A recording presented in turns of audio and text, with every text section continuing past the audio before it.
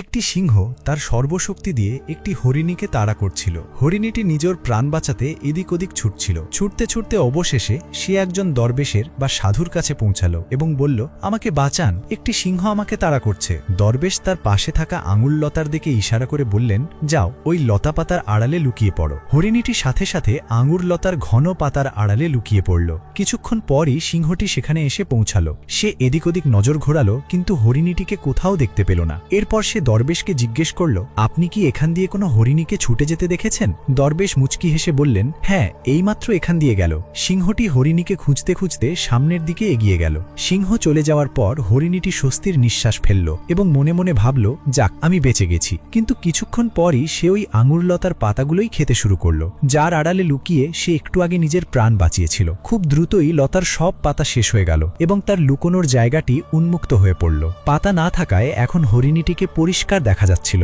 ঠিক সেই সময় সিংহটি ওই পথে ফিরে এলো এবং দূর থেকেই হরিণীটিকে দেখতে পেল। সে এক লাফে ছুটে এসে হরিণীটিকে ধরে ফেলল। মৃত্যুর ঠিক আগে হরিণীটি করুণ ও উদাস দৃষ্টিতে দরবেশের দিকে তাকালো। তখন দরবেশ বললেন, যে তোমাকে আশ্রয় দিল তুমি তাকেই উজাড় করে দিলে। যে নিজের বুদ্ধিকে ঘুম পাড়িয়ে রাখে, পরিণতি তাকে চোখের জল দিয়ে জাগিয়ে তোলে।